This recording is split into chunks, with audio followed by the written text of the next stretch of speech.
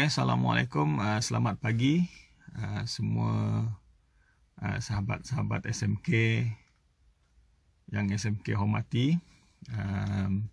Pada pagi ni SMK telah menerima satu kira macam selalunya kita kata aduan daripada pembeli. Ni kita kata aduan daripada penjual, kan? Cuma saya nak maklumkan secara kata orang biar jelas lah. Yang perkara yang paling penting yang perlu diketahui adalah penjual apabila dia mempromosikan ataupun iklankan ke produk di ayam serama dia, terutama sekali di Serama Tanpa Batasan, diiklankan dan ada kita kata pembeli lah yang nak membeli. Penjual perlu memaklumkan kepada pembeli untuk ayam ini sekian-sekian, kan? Dan perlu kalau berminat silalah bank in lah apalah semua untuk tempoh 24 jam ke 48 jam ke seminggu ke ataupun mana-mana tempoh masa yang dipersetujui oleh si penjual dan pembeli. Mesti dia bincangkan bila nak bank in, contohlah 3 hari lagi ke, contoh macam gitu. Apabila perjanjian itu telah ditetapkan, contohnya kita kata 24 jam, so penjual akan menunggu si pembeli bank in selama tempoh 24 jam. Maka sepanjang tempoh tersebut, ayam tersebut tidak akan dijual kepada orang lain lah. Sebab kita kata kita mesti jujur lah, kita menunggu daripada pembeli untuk bank in 24 jam. Jika ada sebarang masalah yang dihadapi oleh pembeli, dia hendaklah bertanggungjawab untuk memaklumkan kepada si penjual yang dia gagal kerana apa, mungkin kerana kereta dia rosak pagi itulah, tak boleh pergi bank ke, contoh, dia kena maklumkan contohnya. Tetapi jika setelah tempoh 24 jam sunyi sepi, tidak ada sebarang kata orang mesej dan sebagainya memaklumkan duit telah di bank in ke apa ke semua, maka kalau situasi sebegitu, penjual berhak untuk kira mengabaikan perjanjian yang telah dilakukan oleh pembeli tadi. Kita kira macam kita kata hilanglah dari radar lah, dia macam itu. Tetapi sebaiknya saya lebih suka kalau penjual itu bertanya semula kepada pembeli sama ada dia nak meneruskan ataupun tidak, kalau boleh lah. Tetapi itu bukan kata orang wajib, itu cuma kata orang sebagai sekadar kita kata untuk buat clear lah sama ada pembeli itu nak beli ke tak, bagi orang macam itu. Sebab dalam keadaan situasi jual beli ni kita perlu jelas. Dan satu lagi, apabila pembeli telah kita kata bank in, maka ayam tersebut perlulah diselesaikan, dihantar ke ataupun COD ke, macam mana tu perlu diselesaikan. Dan juga kalau COD atau penghantaran tu kena ingatlah bayaran untuk bas berapa apa semua, yang tu ditanggung oleh siapa. Yang tu perlu juga diperjelaskan, kan? Itu daripada pihak kita kata perjanjian yang ni lah, jual belilah. Okey, satu lagi. Kalau di pihak pembeli pula, kan? Apabila kita melihat sesuatu iklan dan kita hendak membeli ayam, terutama contoh macam kita kata di Serama Tanpa Batasan, di grup FB Serama Tanpa Batasan, kita tengok iklan ada ayam, seekor ayam yang kita minat dan kita nak beli. Dan kita menghubungi si penjual dan kita memaklumkan niat kita untuk membeli ayam tersebut dengan harga yang diiklankan. Mungkin kita tawar-menawar, itu hak masing-masing, tak ada masalah. Sama ada dipersetujui oleh penjual dan pembeli, itu nanti itu hak mereka berdua. Tidak ada kata orang pihak ketiga yang boleh mempengaruhi untuk jual beli tersebut. Itu adalah antara pihak pertama dan pihak pembeli dan pihak penjual itu sendiri. Okey. Apabila sudah diniatkan nak membeli tu tadi tu, kan? Yang penting apabila dah ditetapkan untuk tempoh 24 jam, 48 jam dan sebagainya, tu pastikan si pembeli melakukan urusan tu kira macam kalau bank in lah, kalau nak bayar cash lah, kalau nak ambil lah, ambil orang gitu. Tidak boleh selepas itu senyap. Kena cakap terang-terang ni, tidak boleh booking dengan air liur. Tu kena cakap tu. Saya cakap ni untuk melindungi urus niaga antara penjual dan pembeli. Tidak boleh booking dengan air liur. Sebab apabila si penjual nanti selepas tempoh 24 jam masih menunggu dan tidak ada sebarang maklum balas daripada pembeli, si penjual tadi kemungkinan besar akan juga turut dihubungi oleh bakal-bakal pembeli lain yang turut berminat dengan ayam tadi. Setelah penjual tadi memberi masa kepada si pembeli tadi untuk tempoh 24 jam, namun dia telah mensia-siakan masa si penjual, zalimlah kita kepada si penjual kalau si penjual terpaksa menunggu lagi 2-3 hari dan kehilangan pelanggannya yang lain, sebab kemungkinan besar si penjual nak menjual ayam kerana memerlukan wang ringgit.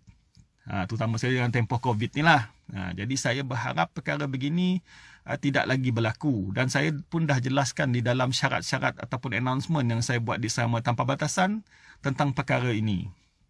Di samping isu tentang contohnya kalau ayam serama tu dah dijahit, dimaklumkan dijahit, yang tu perkara tu sebenarnya pembeli boleh bertanya dan penjual pun boleh menjelaskan. Benda itu tak boleh kita kata dibincangkan lah. Cuma yang pentingnya urus niaga jual beli tu kena jelas.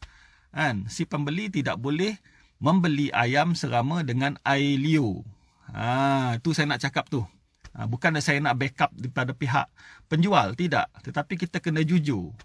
Kita kena jujur dengan apa yang kita lakukan. Kalau kita mampu beli untuk tempoh contoh sehari 2 hari ni, kita ada duit nak bayar, kita maklumkan kita nak bayar dalam tempoh sehari 2 hari.